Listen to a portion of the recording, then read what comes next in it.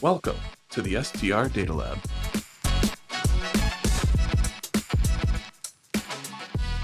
Hello, and welcome to another edition of the STR Data Lab. My name is Jamie Lane, Chief Economist at AirDNA, and I'm joined today with Brooke Pfautz from Vintory. Brooke, welcome to the show. Jamie, how's it going, man? Excited to be here. I've been so excited to interview you since I started seeing you a message a few weeks ago, and I sort of consider you in sort of the realm of the data nerds. That you more than most just likes to get into the data and nerd out. Is that a true statement?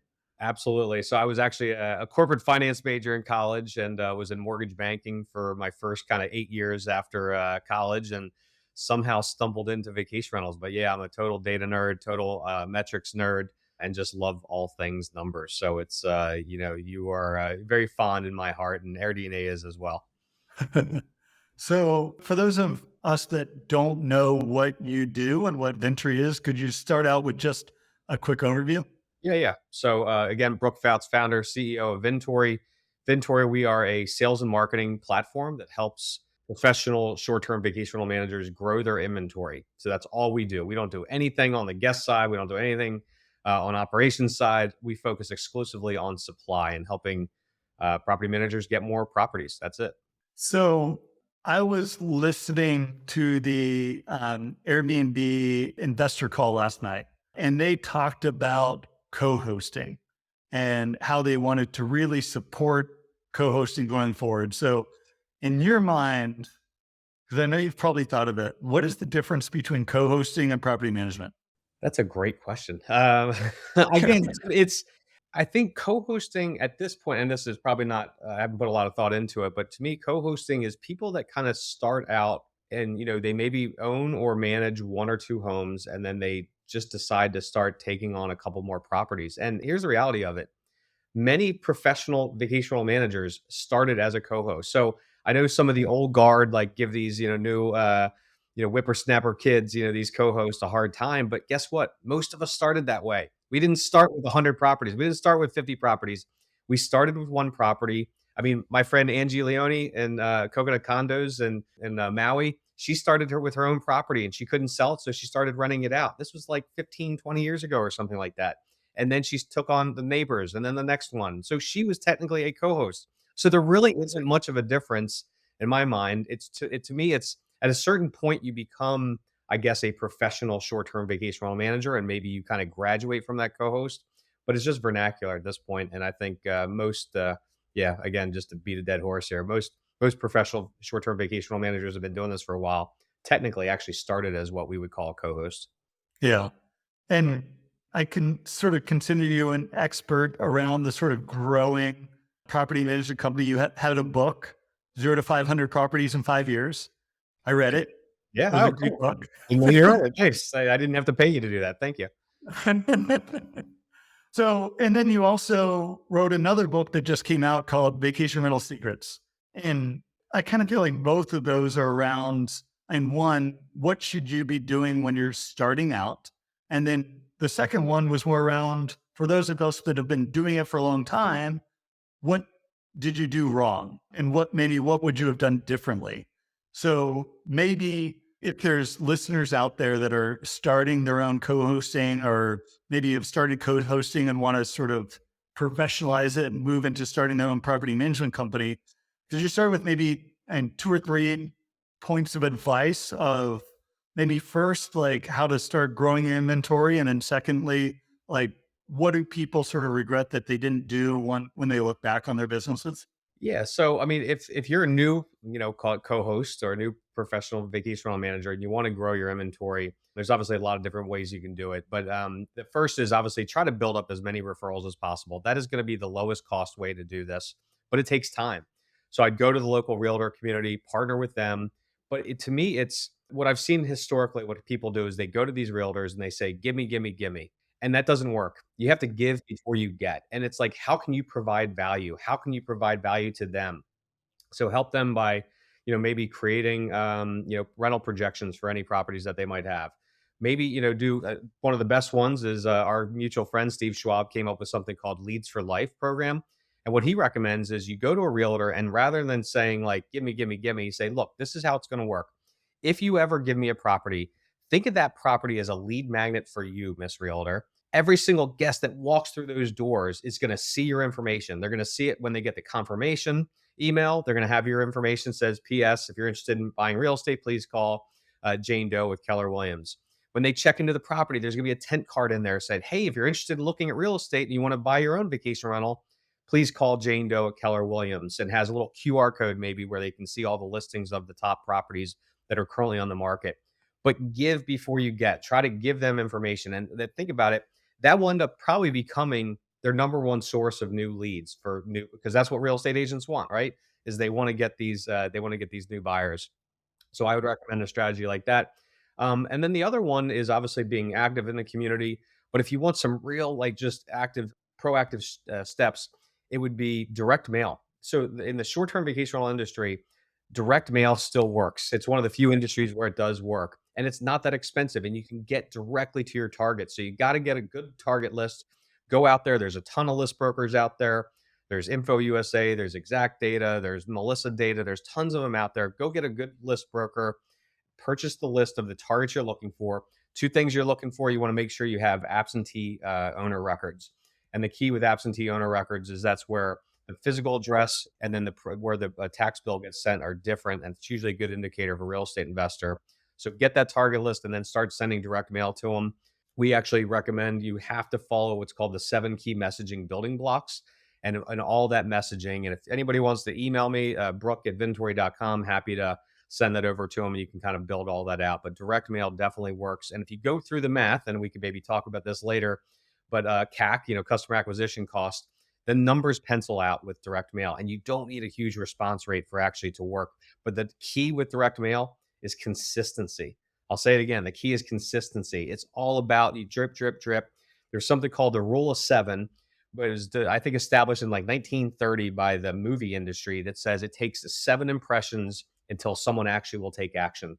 So you got to drip, drip, drip and get in front of them. So sending one mailer is probably not going to get someone to convert, and you shouldn't get frustrated if you send out your first set of mailers and don't get any responses from it. We call it the gap of disappointment. What happens inevitably, it's a very similar to SEO. It's like, you're not going to go number 1 in Google overnight. It takes time. Right. And the same thing with direct mail. You have to commit to it.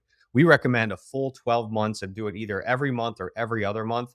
And you just want to drip, drip, drip, because people are different stages of the buyer funnel, and you just don't know where they are. And every touch point, just think of that as you're just nudging them across the line a little bit more. My metaphor, it's like, if you remember those machines at arcades where you drop the quarters in and it just keeps the pushing and pushing and pushing them.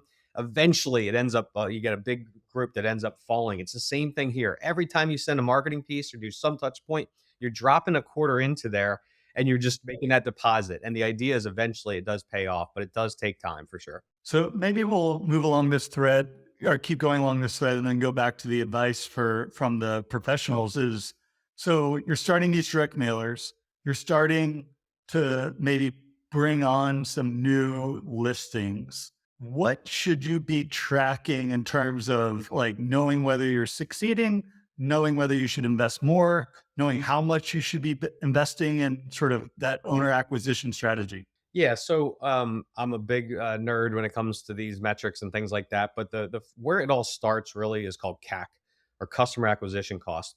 And it's so funny. So I've been in the short-term rental space for about 16 years. I've been in, I guess, SaaS, or software as a service, for about 4.5, almost 5 years now. And I've been like totally studying like all these metrics that come with SaaS. But the funny is there's so many parallels between SaaS and short-term rentals. If you think about it, it's predictable recurring revenue, just like SaaS. You actually have pretty decent margins when it's all said and done. So there's a lot of parallels there. So the first one that I would focus on is, again, that CAC, customer acquisition cost, and really understand how much does it cost you to acquire a new customer, and really take that out. So if you say, let's say you send 1,000, direct mail pieces, and let's just say you get, let's say like 1% response rate. So you get 10 calls. And if you can convert 20% of that, that means you just signed up 2 new deals on 1,000, postcards. If it cost you $1 per postcard, that means your total spend was $1,000. You got 2 deals, so you've got a $500 CAC. I would tell you, I will take that all day long. I will take a $500 pack all day long, especially when you get into the next metric, which is really important, which is called lifetime value or LTV. To calculate, and I've asked this question, Jamie, probably over 500 times. And I'm going to give a little bit of explanation. I apologize for people that are not math nerds, but I'm sure people listening to this probably are. So, if you think about the value of a new property, what is it worth? Most people have never gone through the math of this. I mean, I remember I did a presentation at a conference. I think it was at the Durham conference a couple years ago, and an industry veteran. She'd been in this industry for over 30 years. She came up to me afterwards. She goes, "Brooke, I've never thought of inventory this way." She's been, I mean, she has a very successful, very large company, been doing this for over 30 years. So lifetime value. So again, if you were to sign up one new property, let's just say it's worth $50,000 in annual gross booking revenue per year. Now this is like owner rent. This is before taxes and fees. The average, again, averages, after asking this over 500 times, about 10% of that gross booking revenue falls to the bottom line in net profits or EBITDA. So if you have a property doing 50,000 gross booking revenue times 10%, you've got $5,000 in net profits per year. Now, the best part is you don't keep a property in your rental program for 1 year. You keep it in your rental program for many, many years. So how do you calculate that lifetime in years? Well, some properties you might, churn in your first year. They might decide to sell it. Other properties you may have in your rental program for the next 20 years. They've been there since you started. I mean, there's properties. I started Vantage Resort Realty back in 2007. There are still properties literally with them. Now the company sold twice, but have been there 17 years, 16, 17 years later. So to understand what your lifetime is in years, you take 1 divided by your churn. Some people might be saying, Brooke, what the heck is churn? Churn is what percentage of your inventory do you lose in a given year? And again, after asking this over 500 times, the average always comes out to about 10%. Now, sometimes, COVID, it might have been a little bit higher because people were selling their homes, and other times it might be a little bit lower. But average of the average of the averages, it comes out to about 10%. So if you take 1 divided by 10%, that gives you a 10-year lifetime. So if you remember from our example before, $5,000 first year profits times 10 years, you get 50,000. Now you'll notice something there. There's a correlation. The gross booking revenue was 50,000. The lifetime value was $50,000 in net profits. So here's the quick hack. So this is all you got to remember. This is like my little cheat sheet. So or like little hack, you remember from like science class and math class when they like the rule of 72 or whatever happens to be. But anyways, rule of thumb. So assuming you fall within industry averages with churn and net margins, your lifetime value is equal to your gross booking revenue. So if you go up there and sign a property doing $75,000 in gross booking revenue, you can take it to the bank. You're going to make $75,000 in lifetime value and net profits. And I would actually argue, though, those numbers are a little bit light because you probably know better than anyone, Jamie, what happens over time? Do those numbers stay flat? No, they're going to go up. It's going to consistently go up. I mean, I've got a property in Bethany Beach, Delaware. We're just about to crack $80,000 in gross booking revenue this year. Last year or 5 years ago, I bet you I was doing $40,000 or $45,000. So those numbers are actually light, but it's a great rule of thumb. So again, you remember from our example before, you have it costs you $500 to get that property, potentially that CAC, and you're going to make $50,000 in lifetime value. If you have those kind of metrics, back up a truck of cash because you've got and a consistent way to get new leads. You've got a money-making machine. You've got like an ATM that's spitting out $100 bills and $50 bills and just keep doing it and replicating it. Yep. And so if you were maybe one of our listeners that has maybe built up a portfolio of 20, 30 listings, and let's say you built it up through owning those listings and you've built out your sort of portfolio, and maybe you're thinking about selling the assets and running it as a property management company. So, or maybe you're thinking about selling off the operation side that you've sort of built out and keeping the assets. Would that be another way of sort of thinking about how to value each side? Because I know a lot of our listeners are very comfortable with how to value sort of the asset side. You've got cash flows. We've got the profits of the business. I know what the homes are worth. Like, is that a way to think of it too? So I may be skirting around the question, but I'm trying. There's a point here. So often, I mean, I meet a lot of these co-hosts. I go to the STR Wealth Conference and things like that, and they feel that they can only build net worth through owning the asset. You can build a incredible portfolio. You can build up an incredible asset of just those management contracts. You see, if and when you decide to sell that business, the true value of that management company are those management contracts. It's not your guest database, it's not your trucks, it's not your office. Like you're actually the asset, the true asset that you have are those management contracts. So this is not a lesson on valuing, management companies. I'll let like the pros like Jacoby Owen and Ben Edwards do that. But on average, the average multiple is called anywhere between 4 and 6 times your net profit. So remember that example from before, $5,000, net profit per property. And if you just take an average of 5 times multiple on that, that means you're looking at an average about $25,000 per contract. And I mean, so you can go out there and think about that and build up, a nice little portfolio. You can build, a couple $1 million in net worth. I mean, Jacoby Owen, great guy, know him really well. He said this multiple times publicly on stage. The average contract, so he did over $250 million worth in M&A transactions last year. And the average contract across that whole entire $250 million was $33,000 per contract. So if you think about that, you go out there and you sign up 100 properties this year, you just added $3.3 million in net worth. If you go out there in the next 2 years and add 200 properties, you just built up a portfolio potentially worth 6.6. Now, I know there's a lot of assumptions there, and some people are probably screaming at me right now saying there's no way in hell, Brooke, that's what it's worth. But if you look at just the historical numbers on the contracts on the M&A deals that he did last year, that was the hard facts, was $33,000 was the average value per contract. So it sort of debunks. I saw a comment on Twitter recently where someone was saying co-hosting was like all the work and none of the like building value because you don't Oh, own that real estate. Like, absolutely not. I mean, I would actually argue it's probably quicker and easier to build up a portfolio of co-hosting, and management contracts than it is to actually own the assets, especially now with, the rates being a little bit higher and it's a little bit harder and difficult to get financing. The quickest way you can build net worth, again, 100 management contracts, you're looking at value at about $3.3 million. I mean, that is totally doable. Look, Jamie, if I can build a company from 0 to 500 properties in 5 years, anybody can do it. I mean, I went to East Carolina. Give me a break. so, and maybe that's a one that's I love. I know a few people from East Carolina. It's great school. No offense to East Carolina, but Yeah. because they called it EZU for a reason. Going back to one of the other questions I'd asked was, all right, now you've built this company and you've sort of learned from the best on what people wish they would have done when they were setting up their companies, maybe from the beginning, and maybe, or what they've learned throughout owning and operating a large property management. They sort of moved from co-hosting, professionalized it. So maybe, and I know you had your 10 points in your book, but well, or maybe one or two that maybe stand out that would resonate with someone just getting started from people that thinking back on their sort of long history of operating in this industry.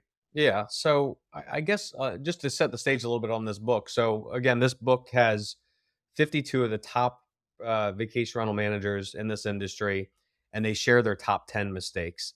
And so you got 520 mistakes, and these are like industry veterans, some of the best on the planet. I mean, if you look at like, Clark Twitty and Steve Schwab and Ryan Dame and CJ Stam and Lino Maldonado. I mean, you got some of the best and the brightest in here. And what I love about the book, though, is two things. They're sharing their mistakes, so you really learn from your mistakes. And then, secondly, there's something about being vulnerable. Some of the with these highly successful people sharing their mistakes, and there's just something about that. But there was what we found though is after 520 mistakes, they all bucketed pretty nicely into like 10 little buckets. But some of the ones I think that really resonated with me is I think, chasing too many shiny objects, like stay focused. And, we talk about this in the book and a couple of people mentioned it. It's like, actually another book out there called Ready, Fire, Aim. And what they talk about is like, until you get to $1 million in revenue in your business, like that should be your primary focus. And so many people are chasing all these different shiny objects. They're trying to do all these different things. And that's a mistake that almost every single person made. But really what you need to do is you need to build the business. You need to get this thing to $1 million in revenue, because you don't have a real business until you get to $1 million in revenue. On that path to discovery, there's so many different companies out there that have failed, from just trying to build up all these little things out there, like, and they haven't really focused on the core fundamentals of just actually building a business that has revenue. So stop chasing the shiny objects, stop expanding into too many markets. What we found, the most successful companies, they go and they get into one market. I mean, I did the same thing. It was one of the mistakes I made. So I launched in Ocean City, Maryland. I started, like, I think I had 10 properties, and already I wanted to be like the king in New Jersey. And then I wanted to go down to North Carolina. I wanted to go to Virginia, but yet I wasn't even the best in my own market. So stay focused in your kind of that original market and be the best on the planet. Then and only then can you kind of, start expanding into different markets. And okay, so I like that. And with a lot of investors, I always sometimes hear that they move into different markets to diversify. But I'd see on the operation side, you've got to build a team. You've got to build and people you can rely on that are scrubbing the toilets, doing the turns, getting the work done to make that business work. So when you're thinking about fully operational, the business, like you've got to focus on one market until you've sort of built that scale and then start to think about the next area. 100%. And look, you can definitely diversify, and you should diversify, but don't do that until you have a really solid business where it's running on its own. Because what you do is all you're doing is distracting yourself, you're distracting your team, and now you become subpar in multiple markets. Like, become really, really good. Once that market is humming and you've got the lion's share of inventory in that market, and you've got a good GM running that market, then you can think about expanding. And look, I'm an entrepreneur. I've started 4 businesses. I love chasing shiny objects, but it's taken me 4 businesses to realize I need to put blinders on, and I need to stay really, really focused. Well, the business kind of gets to critical mass and you have everything humming, then you can kind of start looking at those other verticals and those other areas and markets. Yeah. And given that we're both in sort of the SaaS business, and I know you mentioned some of the SaaS metrics that you've sort of learned as you sort of taken Vintory to where it is.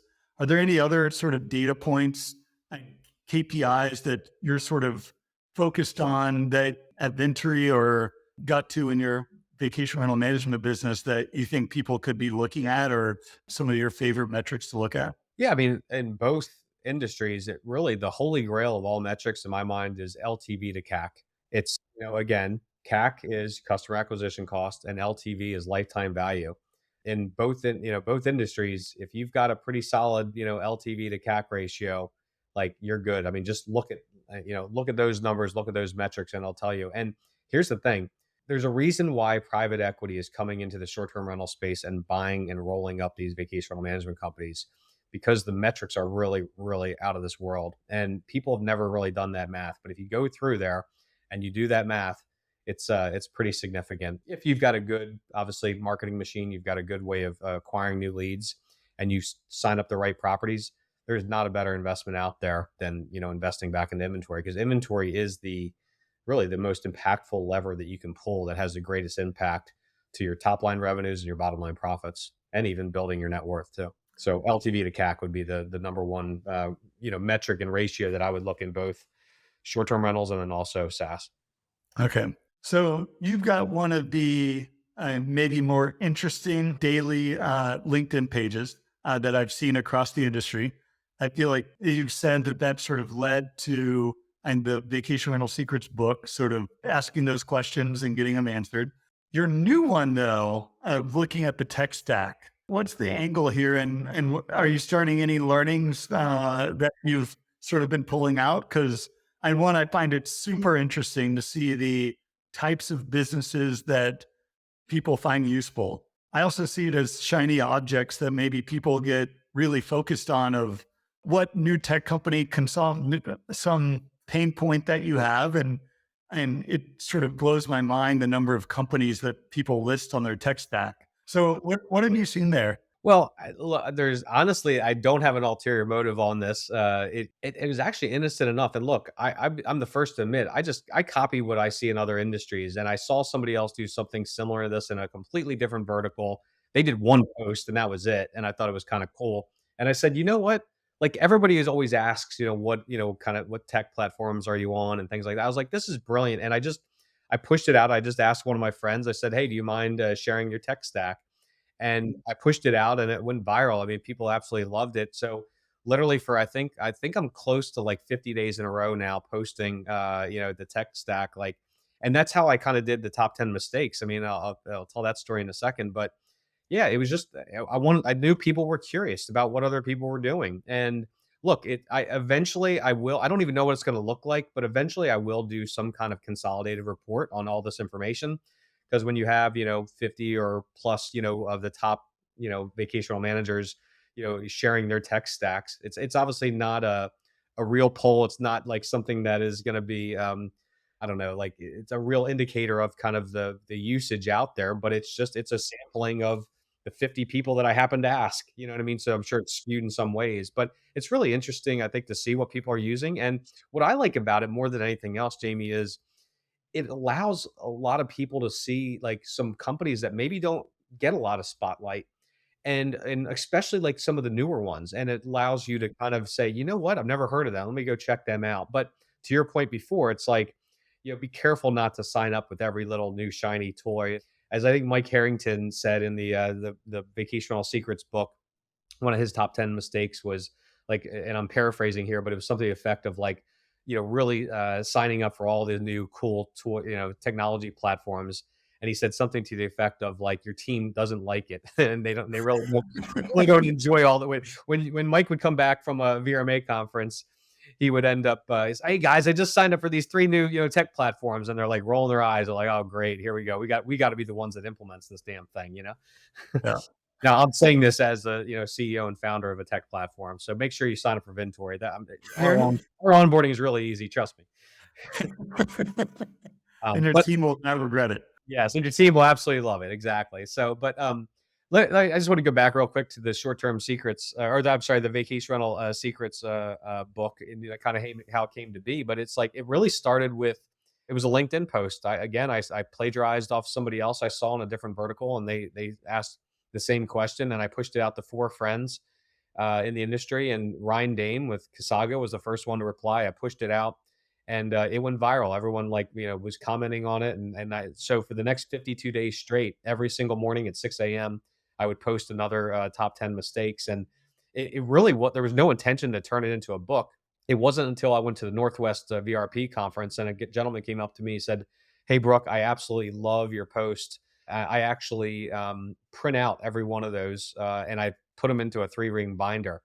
And I'm like, "So you're kind of making a book?" And he goes, "Exactly." And I was like, "I think I got to turn this thing into a book." So I had a little bit of experience from the previous book. So, and by the way, all 100% of proceeds go to philanthropy. They go to short-term rental advocacy efforts. I don't make a dime off the book. So go ahead and buy it and know your donations are going to a good cause, and you're going to learn a ton. I mean, there's the learning lessons in there are absolutely incredible. I wish I would have had a book like this. I would have probably saved hundreds of thousands of dollars or made extra hundreds of thousands of dollars had I had a book like this in the beginning. Because I mean, you very rarely do you get the insights of the top, 52 companies and 52 leaders in our space in one consolidated book. Yeah. And that's what really resonated with me as someone that talks with short-term rental investors every day, of the lessons from a property manager, someone that's trying to manage these units at scale, are almost the exact same problems that you deal with 1 unit or 500 units. Exactly. And especially if you're trying to do it yourself, of which a lot of maybe the owners or investors with 1 to 5 units are, and you want to sort of protect your profit margin. And a lot of this you're going to start doing on your own. And maybe once you to get to a certain scale, you'll feel comfortable outsourcing it or hire a company or hire a property management company. But when you're just getting going, learning the ropes, learning what you like doing, what you don't like doing, what you do want to outsource. That's one of the things I actually love about some of the new property management companies, is sort of offering different aspects of property management, whether you want full service or maybe just someone to do the customer communications or revenue management or any one of the many aspects that property management companies can do. So, Brooke, we're at the half hour. I told you we'd keep it to a half hour. So I really appreciate you coming on. can you tell again everyone where to find you and where to find Vintory? Yeah, it's real easy. Vintory.com. Obviously, I'm pretty active on LinkedIn. So if you follow me on LinkedIn, I do a lot of, I help, don't sell. So it's all about sharing and giving as much information as I can. So, or you can email me, Brooke, BROOKE at Vintory.com. Oh, thanks so much for joining. Definitely recommend people follow Brooke. Keep updated with whatever the next question he's going to be asking on LinkedIn, because it's always interesting. Brooke, it was a pleasure. Absolutely. Thanks, Jamie. Take care.